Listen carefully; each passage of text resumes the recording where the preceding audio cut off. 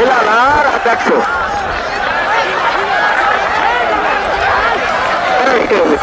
এখনো হয় নাই তো, আরে এখনো হয় নাই। আচ্ছা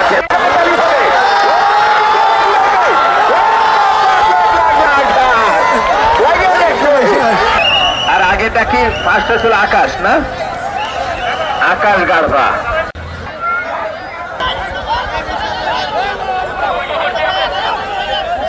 ঈদ উপলক্ষে আজ গ্রাম বাংলার ঐতিহ্য ষাঁড়ের লড়াই আজ আমরা উপভোগ করতেছি এবং বিভিন্ন জায়গার লোক অনেক বিপুল পরিমাণ লোক সমাগম হয়েছে। আমরা সাধারণ জনগণকে বিনোদন দেওয়ার জন্য, আনন্দ দেওয়ার জন্য আমরা এগুলো করা হয়। আজকে দেখা যাচ্ছে যে এই আনন্দ না থাকার কারণে বিভিন্ন মানুষ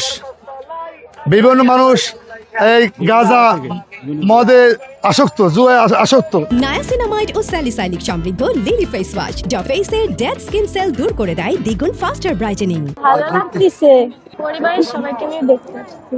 এটা খুব ভালো উদ্যোগ।